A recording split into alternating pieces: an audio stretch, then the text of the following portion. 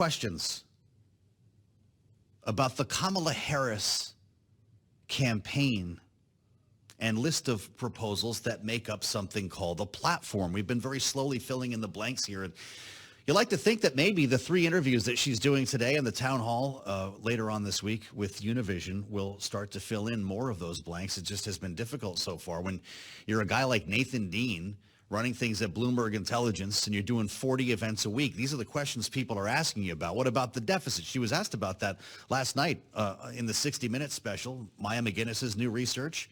How are you going to pay for the tax cuts? A lot of questions like that that might, in fact, drive people's decisions if they're coming at this from a markets, economy, and investment standpoint. And I'm glad to say that he is with us right now. Senior U.S. policy analyst at Bloomberg Intelligence, Nathan Dean, with what, 4 events this week? This guy's in high demand. I could have to buy tickets just to see you. Great to see you, by the way. What is the number one question? Because I always remind people, your phone's ringing off the hook. You're hearing from actual clients, subscribers who have questions about policy that drive investment decisions. What are the most common phone calls you're getting right now? Yeah, so from the American investors, so from the folks in New York, the biggest question we're getting is, what's the odds of a Congress where you have reconciliation in play next year, and then potentially you have this idea for a multi-trillion-dollar package that could add to the deficit, whether it's tax cuts or an Inflation Reduction Act 2.0, what is going to happen with the tax debate next year? Because the Trump-era tax cuts expire at the tail end of 2025, so we know that there's going to be pressure to keep those $3 trillion individual tax cuts extended for, the next 7 years. Yeah. For the non-U.S. investor, a lot of it comes down to tariffs and the Inflation Reduction Act. For tariffs, do we get broad tariffs from President Trump, or do we get targeted tariffs from Vice President Harris? And when it comes to the Inflation Reduction Act, does it get tweaked to help pay for some of these tax cuts? There's a lot of CapEx coming into the United States, into the renewable industry, a lot of it coming from Europe. And so the question is, are those tax carrots, if you will, still going to be there, or are they going to be gutted to help pay for that tax reform? She was asked on 60 Minutes last night about the Committee for a Responsible Federal Budget, finding that her plans would add some $3 trillion to the deficit. Maya McGinnis was on with us yesterday as she cracked the seal on this new research. And the vice president's answer was largely, we're going to tax the rich to pay for this. I don't know if they've scored, if it's a better term, you can tell me what it is, that proposal. But I'm guessing that generates some concern over the people you're hearing from. Well, I would also just remind everybody that the president is just one of 3 parts of the U.S. government. Because for every president campaign statement you have about tax, there's a tax policy wonk over at the House of Representatives who's saying, thank you, Madam or Mr. President, but the House Ways and Means Committee is going to also have their own views on this. So if you think about next year, if Kamala Harris wins, chances are the House will go to the Dems, but the Senate is going to be very difficult for the Dems to pick up. So if the Republicans keep the Senate, reconciliation's not at play, which means any of these tax changes have to be negotiated, which means they're going to be constricted. Taxing the wealthy, certainly feasible, but it'll be much more difficult if the Republicans take the Senate. And so what we're telling our clients and so forth is always just keep in mind how the process plays out. And when it comes to taxes, we think the corporate tax rate could be tweaked a little bit, but those individual tax cuts are expensive. You're talking $3 trillion plus just to keep those in play. So things like if you're talking about gutting the Inflation Reduction Act to pay for it, the Inflation Reduction Act is much cheaper, and you still have to cut a lot more to keep those tax. So there potentially could be a tax raise coming. Sure. Huge questions here. And if you think it's likely, then I'm assuming you mean under a Kamala Harris win that the House goes Democratic. Well, I mean, or is that in any scenario? In any scenario. I mean, like, obviously. Is it just as likely the Senate goes Republican? Well, I mean, we're just always saying, if you look at the Senate races, right now it's 51-49.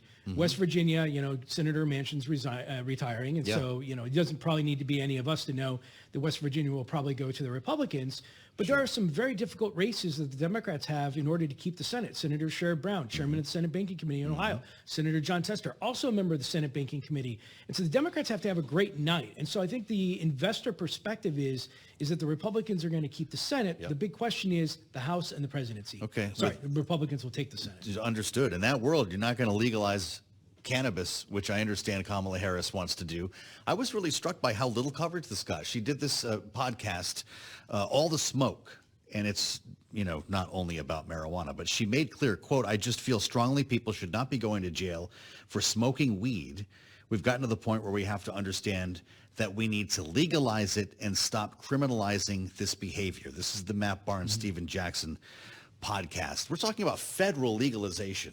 Yep. We can't even get a Safe Banking Act through this Congress. Is that pie in the sky? So I think there's three issues when it comes to marijuana and how they impact these hot sauce marijuana equities that we cover. The first is full legalization. Our view on it is that it's not going to happen anytime soon.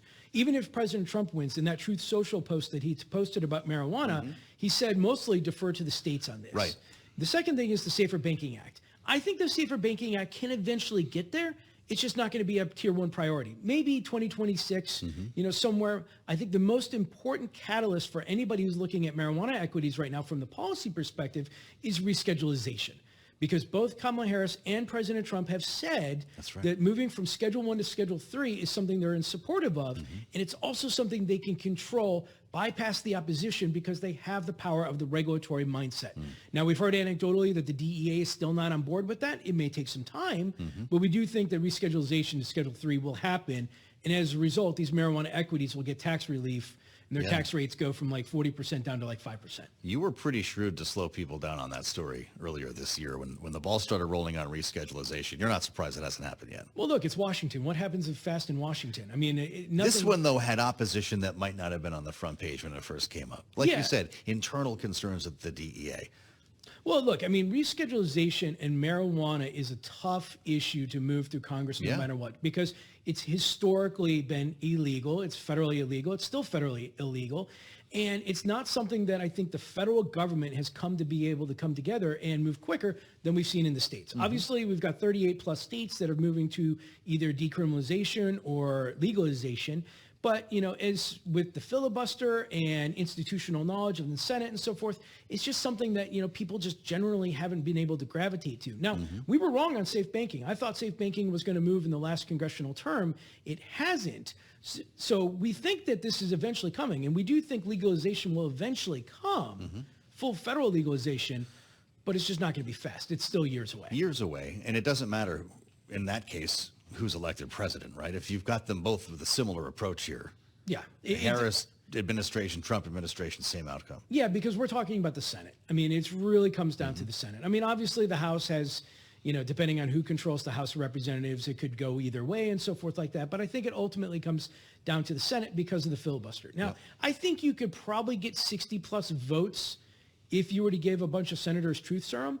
But I think just because of the politics at play, the tough on crime aspect and so forth, I'm not sure it's there. I think there needs to be another generational change, if you will, maybe a couple, 3-4 years line. But I would also note, I'm certainly out of consensus on this compared to some of the other marijuana analysts out there. Well, listen, it could happen then, and whomever the next president has for I guess Donald Trump's second term or Kamala Harris's first. I'm curious about unrealized gains. This is something we've not heard Kamala Harris talk about. Taxing unrealized gains, capital gains, a new way to approach this. Do you still hear questions about this, or have we moved on? So we hear questions about it. And I was talking to our tax analyst, Andrew Silverman, about this. And it's certainly questions that we come in, but there's really no anticipation of it going forward. I don't think anybody really anticipates that this is going to come into the discussion.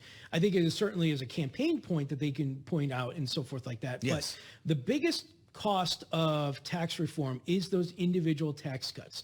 And you're either going to have to figure out ways to pay for it, most likely through the corporate tax, which is currently capped at 21%, or you're going to have to cut things or just say, we're not going to pay for it. And so we're used to that. It's really easy to say that you're going to do something right now. It's going to be very difficult when you and I have this conversation in August of 2025 and the tax reform debate is kicking off, because now you got to figure out how you're going to pay for it. And I don't think there's a lot of easy solutions there. Especially when nobody's being honest about it. I mean, the Trump campaign says we'll grow out of it, right? Revenues went up when the Trump tax cuts were first passed. And the Harris campaign says we'll soak the rich. Are either of those plausible? Well, it's certainly plausible. I mean, the soak the rich, again, depends on the makeup of Congress. And if the Republicans take the Senate, then I don't think that's really going to have the same impact as if it would under a Democratic Senate. And in terms of the growth, that's something that we see from both administrations, both parties going back years and years and years. Right. There's a little line item that says economic growth and we'll pay for it. And Congress gets away with it a lot. So don't be surprised if that's certainly Well, is that gonna an play. eye roll, though? And what do people think? When you hear from clients on that, they're more sophisticated than most voters when it comes to matters of the economy. Well, I think a lot of the clients we hear, and this is especially coming from New York, is at what point does the deficit become something for Washington? Because what I tell to them is that Washingtonian politicians don't really care about the deficit all that much. I mean, obviously, if we have a debt ceiling debate next year, we'll talk about it. But economic growth pays for a lot of it. But there is a genuine concern in New York that, the deficit is growing, and there will come a point where Washington is going to have to respond. I just don't think it's going to be in the next congressional term or even in the next administration for the next 4 years. You can watch The View, you can listen to Howard Stern, Stephen Colbert, or you can call Nathan Dean. That's going to be a very different conversation, I'm guessing. We're not filling any blanks on these interviews today, right? No. I mean, Might be some laughs, might be some fun, but we're not gonna... we're certainly going to watch them, but I don't think it's going to. I don't think we're going to have our reactions out tomorrow morning. When does the Kamala Harris BI interview happen? Now, that would be something to watch. Nathan, thank you. Good luck on the road and in your travels. If you're lucky enough to have Nathan Dean speaking to your group, we salute you. We do this every week with the chief policy analyst here at Bloomberg Intelligence. I'm Joe Matthew.